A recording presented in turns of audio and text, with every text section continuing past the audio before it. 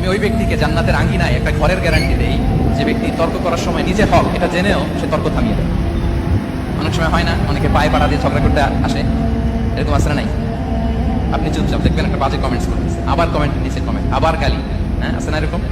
বিষ্ণু বলেন নিজে হক এটা জানার পরেও আর যাতে তর্ক না বাড়ে, যে তর্ক থামিয়ে দেয় জান্নাতের আঙ্গিনায়, তাকে আমি একটা ঘরের গ্যারান্টি দেই। ওয়াবিবাইতিন ফি ওয়াসাতিল জান্নাতি লিমান তারাকাল কাযিবা ওয়া ইন কানা মাযিআন। আর ওই ব্যক্তিকে আমি জান্নাতের মাঝখানে একটা ঘরের গ্যারান্টি দেই যে ব্যক্তি কৌতুক করার সময়ও মিথ্যা পরিহার করে। করতেছে কৌতুক, ফান করতেছে, আর ইজ কিডিং, ফান করে, কৌতুক করে, কিন্তু কৌতুকের সময় সে মিথ্যা বলে না। এই স্বভাব যাদের, তাদেরকে আমি জান্নাতের মাঝ বরাবর একটা ঘরের গ্যারান্টি দেই। এরপর বিষ্ণু কি বলে দেন? তিনি বলেন ওয়াবিবাইতিন ফি আ'লাল জান্নাতি লিমান হাসানা খুলুকাহু।